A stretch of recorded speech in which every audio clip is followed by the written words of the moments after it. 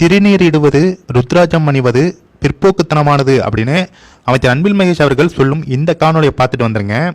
ஆனால் பள்ளிக்கூடம் என்பது அது பொதுவானதாக இருக்க வேண்டும், அனைவரையும் வரவேற்கக்கூடியதாக இருக்க வேண்டும். அதனால தான் பெருந்தலைவர் காமராஜ் யூனிஃபார்ம் ஒரு கான்செப்ட் எதுக்காக கொண்டு வந்தோம். நம்ம இந்த யூனிஃபார்ம்ங்கிறது போடுற துணிகளை மட்டுமல்ல, நாம் நடந்துக்கிற விதத்திலும் இது இருக்க வேண்டும் என்பதற்காகத்தான். ஸோ இது ஒரு பிற்போக்கு சிந்தனையாகத்தான் அதை காட்டுகிறதே தவிர வேறு விதமாக நான் பார்க்கிறேன். என்னது திருநீர் பூசுவதும் ருத்ராட்சம் அணிவதும் பிற்போக்குத்தனமா?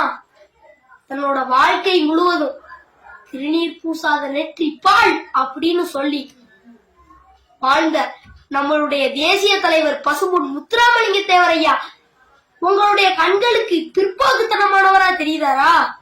திருநீர் பூசும் பாரத பிரதமர் நரேந்திர மோடி ஐயா உங்களுடைய கண்களுக்கு பிற்போக்குத்தனமானவரா தெரியுதாங்களா?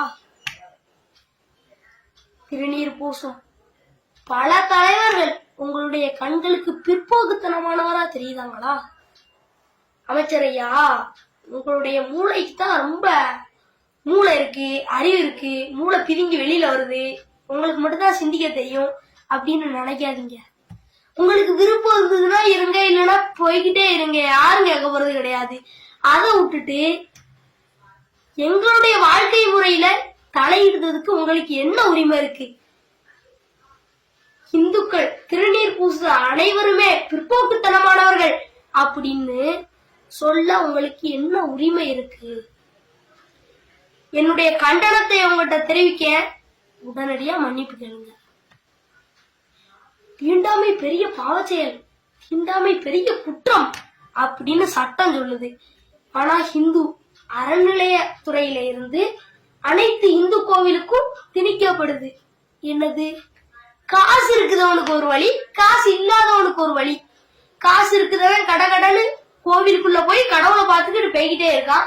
காசு இல்லாதவன் கடகோடியில நின்று கடவுளை பார்க்கணுமா? என்னைக்கா நியாயம்? இதுதான் மிகப்பெரிய பாவச்செயல், இதுதான் மாபெரும் தீண்டாமை. இந்து அறநிலையத்துறைக்கும் என்னுடைய கண்டனத்தை தெரிவிக்க என்னுடைய கண்டனத்தை தெரிவித்துக் கொண்டே இருப்பேன். இந்த காணொலியை பார்த்திருப்பீங்க.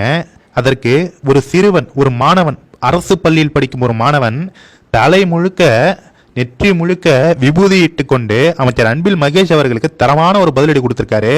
அது மட்டும் இல்லாம அன்பில் மகேஷ் அவர்கள் மன்னிப்பு கேட்டே ஆக வேண்டும்னு எச்சரிக்கை கொடுத்திருக்காரு இந்த மாணவர் சிறுவர். இந்த வீடியோவை பார்த்துட்டு கண்டிப்பா ஒவ்வொரு முருக பக்தர்களும் ஷேர் பண்ணுங்க. அதாவது விபூதியும் ருத்ராஜமும் அணிவது பிற்போக்குத்தனமானதுன்னு இவங்களுடைய அந்த கடவுள் மறுப்பு கொள்கையை பள்ளி மாணவர்களிடமும் இவங்க புகுத்த பார்க்குறாங்க. கண்டிப்பா இந்த வீடியோ பார்த்துட்டு எல்லாருக்குமே ஷேர் பண்ணுங்க ஃப்ரெண்ட்ஸ்.